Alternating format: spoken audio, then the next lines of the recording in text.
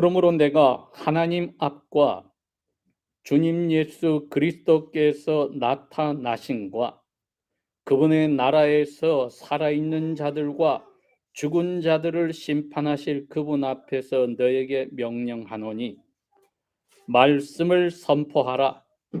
때를 얻든지 못 얻든지 항상 준비하라. 모든 오래 참음과 교리로서 책망을 하고 꾸짖어 권면하라. 본문 3절입니다.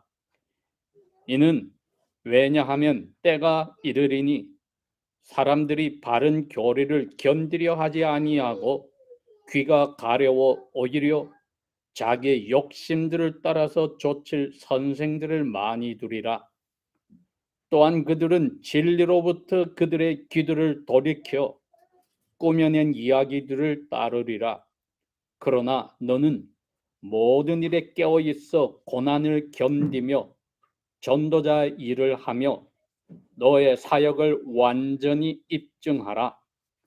왜냐하면 내가 이미 부어드리는 제사 예물로 바쳐질 준비가 되어 있고 나의 떠날 때가 가까이 왔기 때문이라. 내가 선한 싸움을 싸워왔고 나의 달려갈 길을 마쳤으며 내가 믿음을 지켰으니 이제 후로는 나를 위하여 의의 면류관이 예비되어 있으니 그 의로우신 심판관이신 주님께서 그날에 그것을 내게 주실 것이요 내게만 아니라 또 주님의 나타나심을 사랑하는 모든 사람들에게도 주실 것임이니라. 아멘.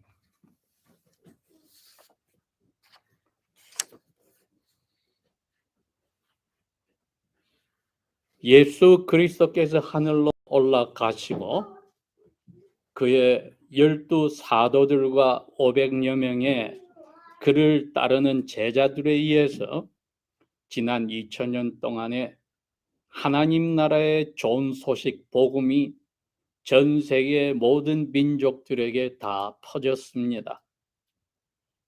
그 말은 사도 바울이 근 30여 년에 자기의 모든 예수 그리스도께서 명령하신 사역을 다 마치고 돌아가실 때쯤에는 예수 그리스도의 12 사도들이 거의 다 전 세계 문명 세계는 다 퍼져서 하나님의 말씀을 전하던 때였습니다. 니로 황제 때에 사도 바울이나 사도 베드로가 순교를 당할 때쯤에는 거의 전 세계가 하나님의 말씀을 들을 기회를 다 가졌습니다. 이처럼 하나님의 말씀이 어둠에 갇혀있던 죽은 영혼들을 일깨우는 일이 그때에 시작이 되어서 주님 오실 때까지 계속 이루어질 것입니다. 예수님께서 사도들에게 분명히 말씀하셨습니다. 복음이 전 세계에 다 퍼지는 그때가 되기 전에 내가 오고 그때까지 너희들과 내가 함께 있겠다고 했습니다.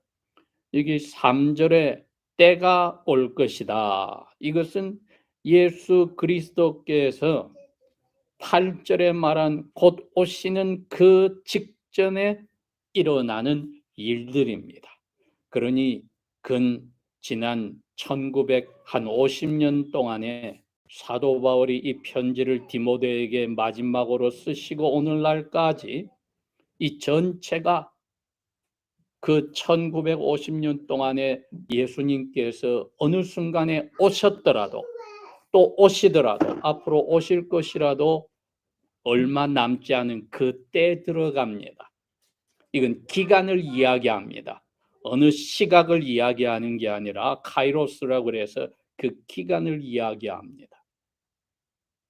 눈 깜짝하는 것이 하나님의 입장에서는 그게 2000년이 될 수가 있고 사람에게는 엄청난 기간이 될 수가 있기 때문에 성령께서 감동하여 이 편지를 쓰신 사도 바울이 이 말씀을 전할 때에는 우리에게 그러한 관점을 가지라고 보여주시는 것입니다.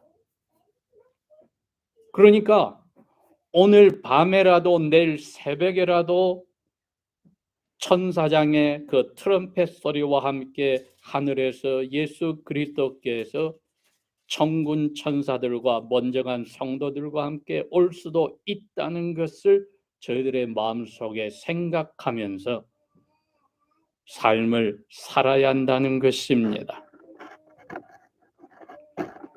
그래서 제목이 의로우신 심판관인 주님의 나타나심을 사랑하라. 이것은 8절에 사도 바울이 확신을 가지고 던진 그 선언문에서 저희들이 뽑아낸 겁니다. 나 자신뿐 아니고 그 의로우신 재판관인 심판관인 주님이 나타나시는 것을 사랑하는 모든 사람들,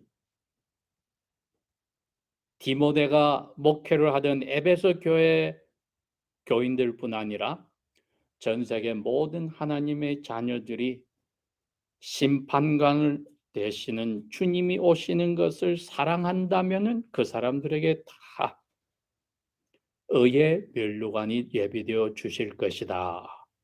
8절의 말씀이 그 이야기입니다. 그러니까 이분은 오늘 이 마지막 디모데에게 쓴 편지 마지막 부분에 자기의 유언과 같은 마음의 생각을 다 표현을 한 겁니다.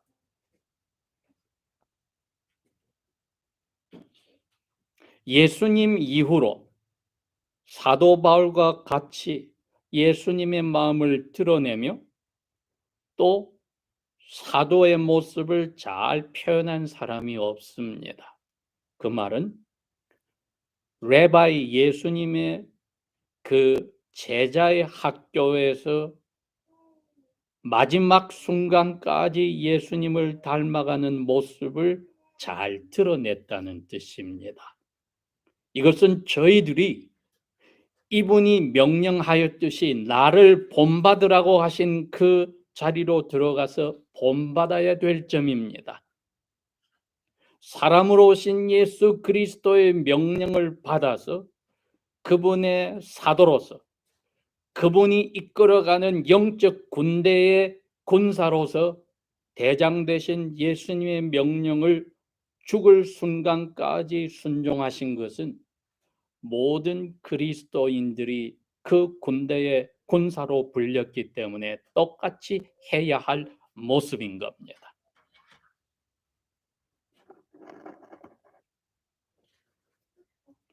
그 영적 전쟁이 무엇인지를 지금 3절부터 이분이 설명을 하고 있는 겁니다. 물론 목자가 된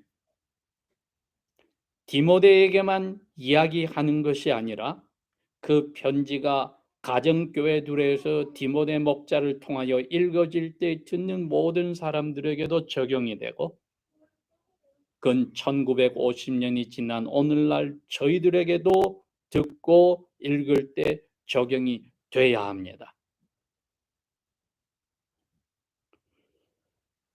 목자인 디모데가 그 당시에 특수한 교회에서 직분이 있었으니 여기에서 이분이 말했습니다. 5절에 전도자의 일을 해라.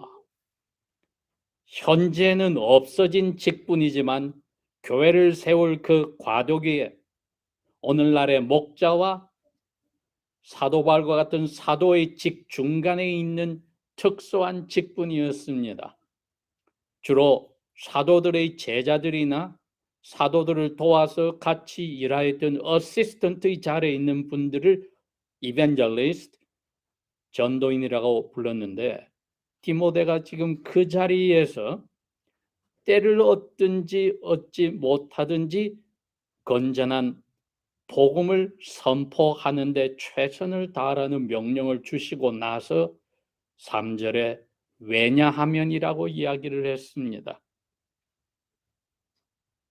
이게 전쟁터에서 이 전도인 디모데가 어떻게 왜 무엇을 가지고 싸워야 하는지를 밝혀준 겁니다. 여러분, 이게 의로운 심판관으로 오실 주님이 나타나심을 사랑하는 사람들의 일상생활입니다. 저희들이 이 부분을 오늘 들여다보아야 합니다. 심판관으로 오실 주님을 사랑하는, 그분이 언제 오실까를 기다리는, 옛날 잉글리쉬에는 love란 말 대신에 crave란 단어를 썼습니다. 우리가 알다시피 crave란 배가 고파서 무엇을 아주 먹고 싶어 간절한 그 욕망이지요. 의로우신 심판관으로 오실 주님의 나타나심을 마치 배가 고파서 먹고 싶어하는 그 간절한 마음으로 기다린다는 표현이었습니다. 그러나 헬라어는 분명히 마음과 뜻과 성품과 목숨을 다하여 자기를 다 던지는 아가파오, 하나님께서 우리에게 주셨던 그 사랑이란 단어를 썼습니다. 그러니까 사랑으로 의로우신 심판관으로 오실 주님이 나타남을 간절히 기다리는 사람들의 삶의 자세가 3절에서 8절까지 나와 있는 겁니다. 첫 번째는 어떠한 시대에 있는가를 밝혀주었습니다. 이게 의로우신 심판관이신 주님을 나타나심을 사랑하는 방법입니다. 첫 번째는 어떠한 세대에 그 기간에 살고 있는가를 밝혀주었습니다. 그리스도인들 가운데 이런 류의 사람들이 많이 나오더라는 겁니다.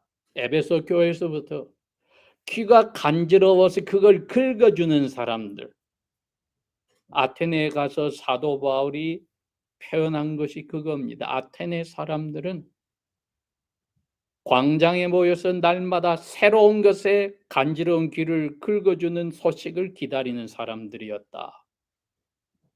유대인들은 지어낸 이야기들, fables, 신화들에 대해 귀를 간지럽게 하는 것에 귀를 기르는 사람들이었습니다. 그러니 복음처럼 단순하고 자기들 귀에 아프게 하는 것은 싫다는 겁니다. 우리가 알다시피 사도행전 7장에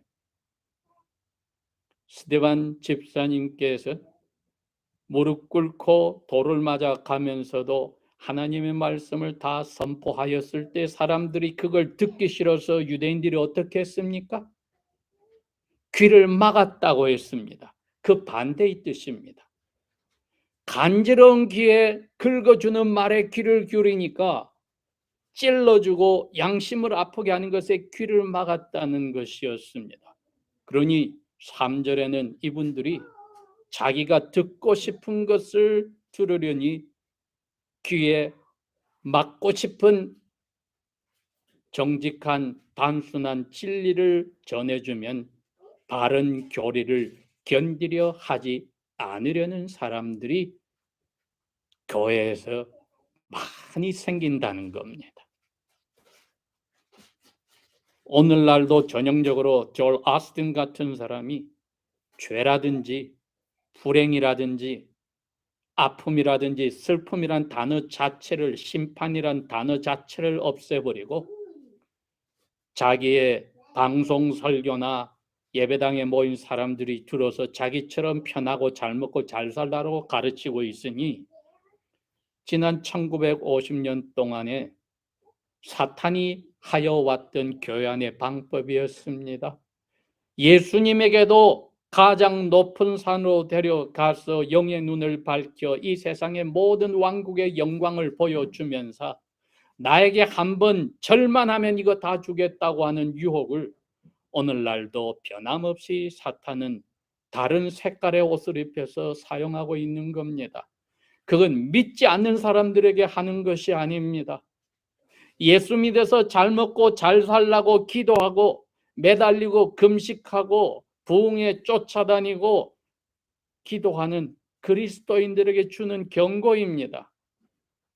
그리스도의 제자 학교에는 나에게 와서 날마다 너의 십자가를 지고 십자가 지러 간 나의 뒷길을 따르라는 것인데, 바른 교리를 견디려 하지 않는 사람들이 많은 세대가 디모데 전도인이 살 동안에 분명히 온다고 가르쳐 주신 것입니다. 거기에다가 더해서 자기 듣고 싶은 말을 하는 욕심을 활짝 열어서 그러한 선생들을 많이 두었다. 오늘날 같으면 유튜브를 틀어서 자기 듣고 싶고 즐겁게 해주는 설교든 간증이든 계속 들을 수 있는데, 그러면서 스스로는 속이는 겁니다. 내가 이처럼 경건하게 영적인 삶을 날마다 다른데 낭비하지 않고 사용하고 있어. 큰 착각이지요. 저희들이 이런 세대에 살고 있음을 알아야 합니다. 4절에도 그게 계속이 됩니다. 이제는 진리를 듣는 척하는 것이 아니라, 왜? 설교 시간에도 듣고 싶은 말만 듣고 나머지는 빼버리고 나머지 6일 동안은 자기가 좋아하는 것을만 들었기 때문에 4절에도 이제는 노골적으로 돌아서서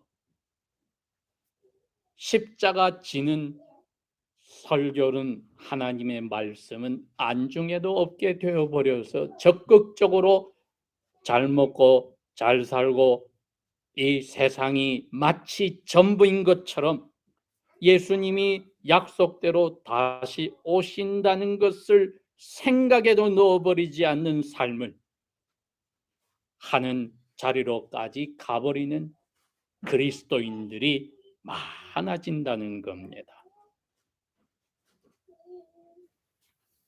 두 번째로, 사랑하며 그분의 나타나심을 기다리는 방법이 그러한 세대에 있음을 아니까 디모데 너도 나도 너의 복음을 듣는 사람들도 어떻게 해야 될 것 같아요? 모든 일에 깨어 있어라. 그러면은 힘들게 어려운 일을 겪어야 되니까 어려운 일을 견뎌라.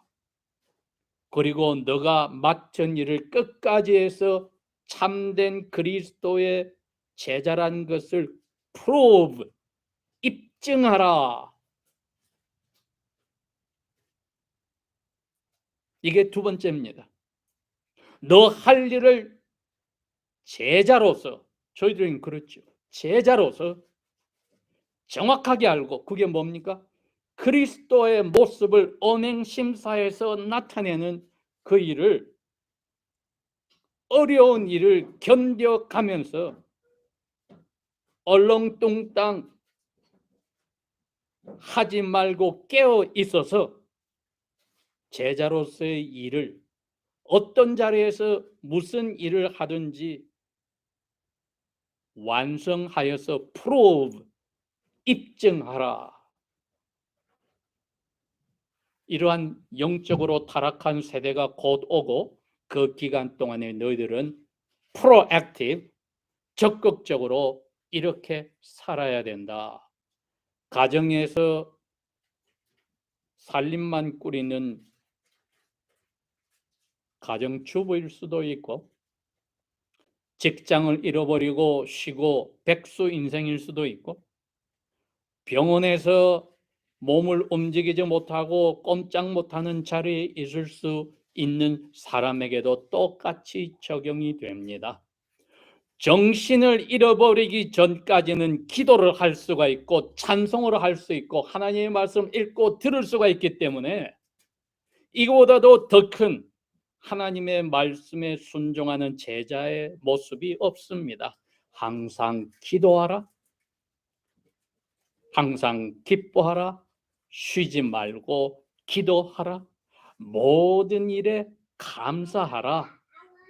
자기에게 즐거운 일만 감사하라가 아니라 모든 일에 감사하라 여기에 있지 않습니까? 모든 일에 깨어 있어라. 기쁜 일에만 정신이 번쩍 드는 게 아니라 어려운 일에도 깨어서 끝까지 그 어려움을 고난을 견뎌서 너 제자로서 예수님의 모습을 닮아가는 오실 예수님을 간절히 사랑하는 사람의 그것을 prove, 입증해라. 이렇게 적극적으로 삶을 산다면은 이젠 마지막으로 사도 바울이 자신의 이야기를 6절, 7절에서 합니다. 저희들이 설교 시작 부분에 말했듯이 예수님을 닮아서 살았고 자기 자신을 닮아라고 당당히 말하였던 사도 바울의 모습을 닮아가는 것은 성경의 명령입니다. 예수님의 명령을 지킨 사도 바울이 그 명령을 지킨 삶을 교인들에게 나를 닮아서 그렇게 살아가는 것은 저희들이 오늘 생각해 볼 것입니다.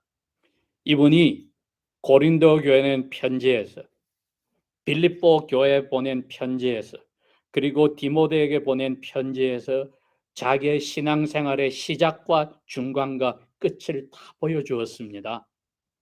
그게 저희들에게 도움이 됩니다. 우리의 삶을 규모 있게 프레임을 가지고 계획을 가지고 살아가는데 도움이 됩니다.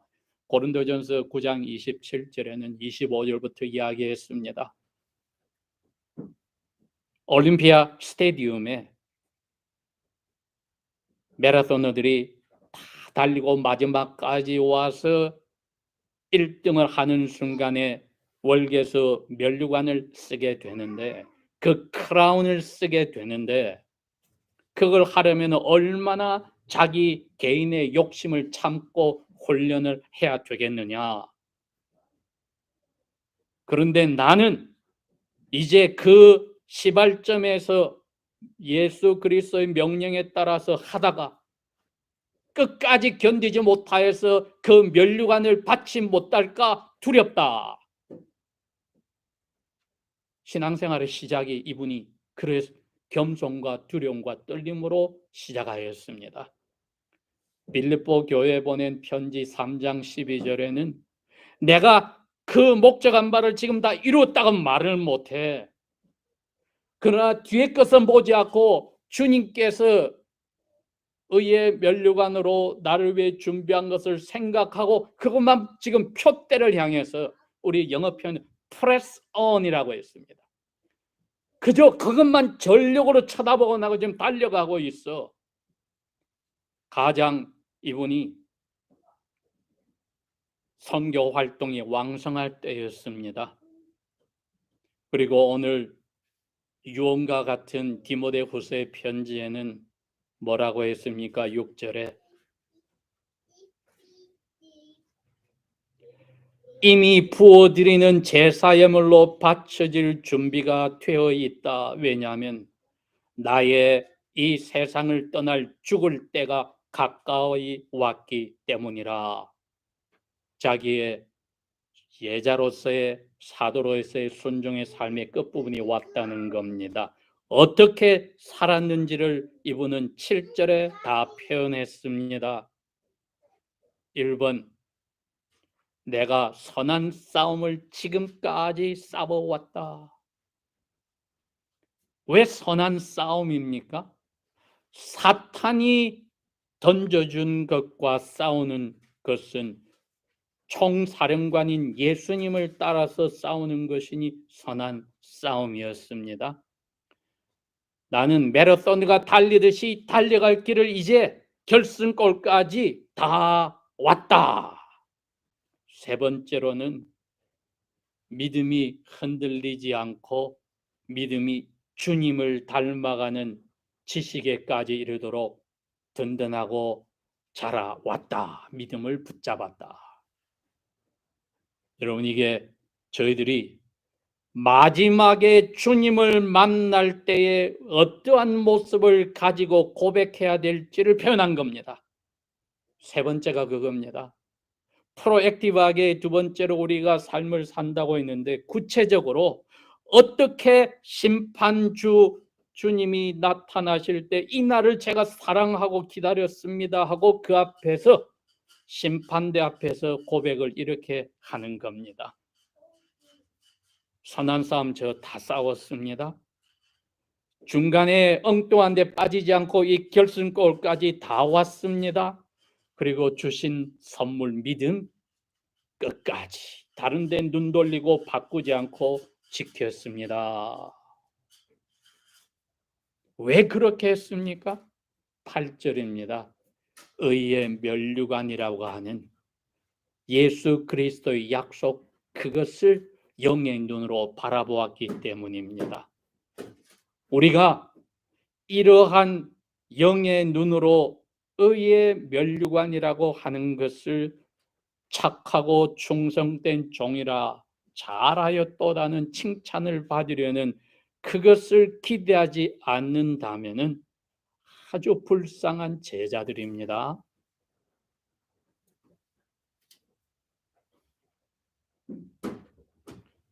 그리스도의 제자의 학교는 사도 바울까지 포함하여 12사도들 모두도, 전도자들도 그 외 모든 제자들도 졸업이 없습니다. 사도 바울은 여기서 이렇게 표현합니다.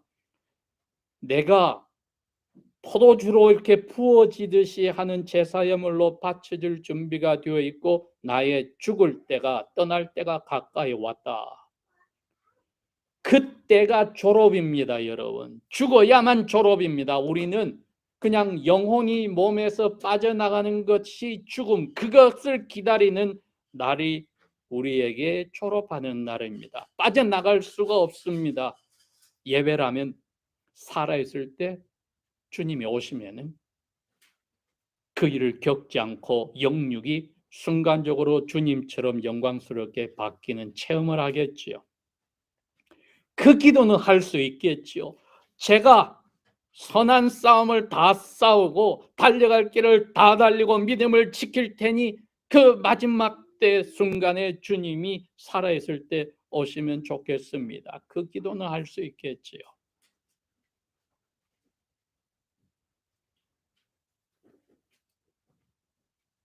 저희들의 죽음이 어떠한 죽음이냐? 사도 바울은 분명히 자기가 감옥에 갇혀서 비참하게 죽을 걸 압니다. 그런데도 포도주를 붓듯이 부어지는 제물로 바쳐진다는 것은 구약시대에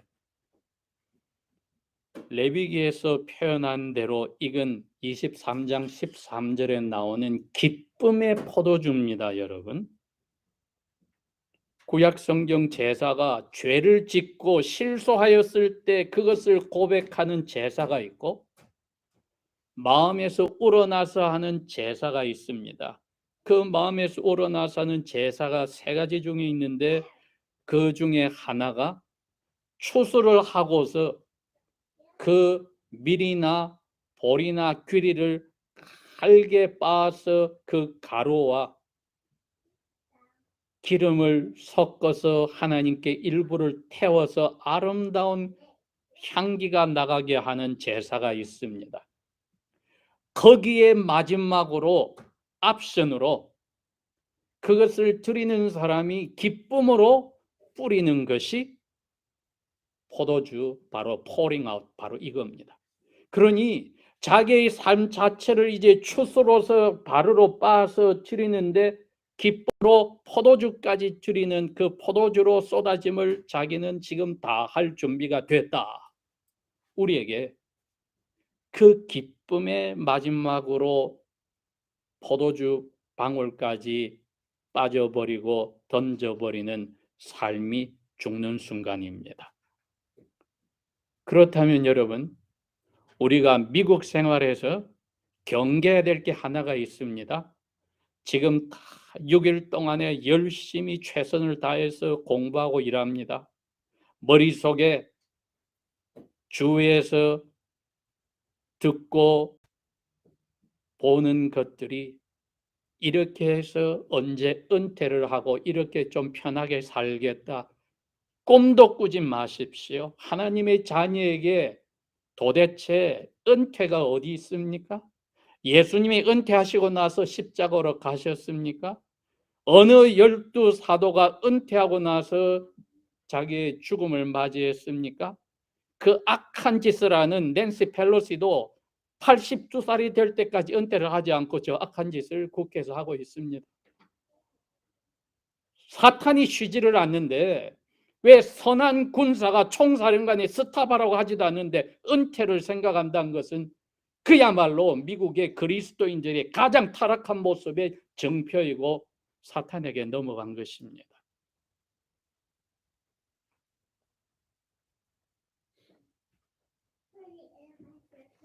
이렇게 하여서 저희들이 마지막 순간에 기쁨으로 포도주처럼 다 부어서 우리의 삶을 추수로 거둔 것을 감사하나이다는 그 자리까지 갈 동안 저희들이 다 싸우고 달려갈 길 다가고 믿음을 지킨다면은 목적인 의의 면류관을 기쁨으로 받을 것이니 이것이야말로 의로우신 심판관이신 주님의 나타나심을 사랑하는 방법입니다. 기도하겠습니다. 아버지 하나님, 은혜를 주셔서 감사합니다.